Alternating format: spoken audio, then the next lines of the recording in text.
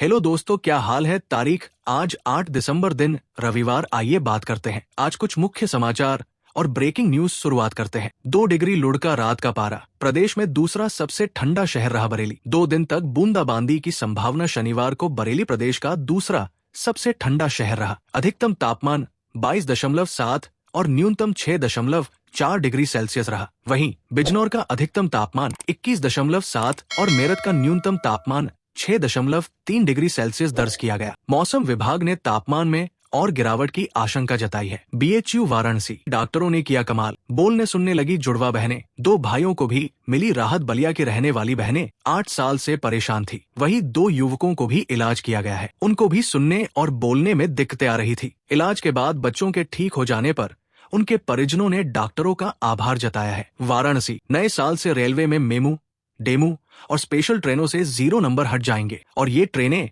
नए नंबर से चलाई जाएंगी। इसके अलावा मेल, एक्सप्रेस और सुपरफास्ट ट्रेनों के नंबर में भी बदलाव किया गया है। पूर्वोत्तर रेलवे वाराणसी मंडल में संचालित ट्रेनों से 0 नंबर हटाए जाने को लेकर तैयारियां शुरू हो गई है। 1 जनवरी से ये ट्रेनें नए नंबर से संचालित होंगी। इस नंबर से चलेंगी। गाड़ी का नंबर जानने के लिए लिंक डिस्क्रिप्शन में दिया गया है। Breaking news. वाराणसी के रोहनिया थाना क्षेत्र के दरेखू गांव में गंगा नहर के पास बीएसएफ के दरोगा के घर से 22 लाख के गहने और 80,000 नकदी चोरी हुई। शनिवार की सुबह पहुंची पुलिस और फॉरेंसिक टीम और डॉग स्क्वाड ने छानबीन की। पीड़ित दीपनारायण सिंह ने बताया कि बेटी की शादी की तैयारी के लिए आभूषण बनवा कर रखे थे। लंभुआ के पूर्व सपा विधायक संतोष पांडे व उनके समर्थकाय के खिलाफ दर्ज केस में शनिवार को दरोगा ने गवाही दी। जौनपुर समाचार। रस्सी से वाहनों को रोककर चलाया जा रहा यातायात। चौराहों पर भले ही ऑटोमेटिक ट्रैफिक सिग्नल न लगाया गया हो, लेकिन यातायात पुलिस अब रस्सी से वाहनों को रोककर यातायात संचालित कर रही है। ये नई व्यवस्था जेसी चौराहे पर 1 सप्ताह से की गई है। इसके लिए होमगार्ड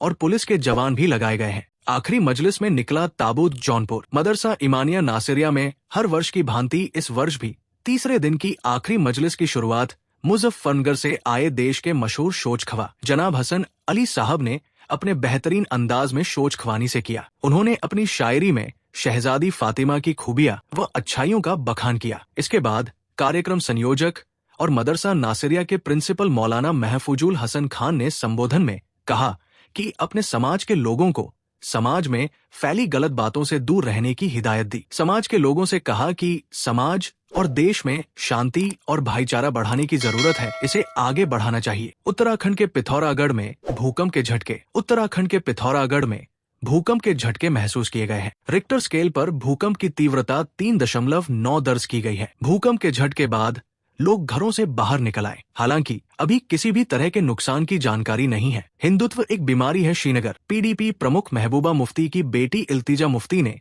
हिंदुत्व का उल्लेख करते हुए अपमानजनक टिप्पणी की है, जिसको लेकर सियासत तेज हो गई है। जम्मू कश्मीर विधानसभा चुनाव में इल्तिजा मुफ्ती 2 सीटों पर चुनाव लड़ी थी और उन्हें दोनों ही सीटों पर हार का सामना करना पड़ा था। एक वीडियो पोस्ट करते हुए लिखा, ये सब देखकर भगवान राम भी बेबसी और शर्म से सिर झुका लेंगे, क्योंकि उन्होंने राम का नाम लेने से इनकार कर दिया। हिंदुत्व एक बीमारी है जिसने लाखों भारतीयों को प्रभावित किया है और भगवान के नाम को कलंकित किया है। जिस तरह डेंगू, मच्छर, मलेरिया या कोरोना वायरस को खत्म करने की जरूरत है, उसी तरह हमें सनातन को भी खत्म करना होगा। कुछ चीजों का विरोध नहीं किया जा सकता, बल्कि उन्हें खत्म किया जाना चाहिए। जौनपुर अटाला मस्जिद का मामला पहुंचेगा हाई कोर्ट। सुवनी कल जौनपुर के अटाला मंदिर मस्जिद का विवाद इलाहाबाद हाई कोर्ट पहुंच गया है। जौनपुर के अटाला विवाद से जुड़े मामले की सुनवाई इलाहाबाद हाई कोर्ट में सोमवार 9 दिसंबर को होगी। सोमवार को होने वाली सुनवाई में मस्जिद की जगह मंदिर होने का दावा करने वाली स्वराज वाहिनी एसोसिएशन को अपना जवाब दाखिल करना है।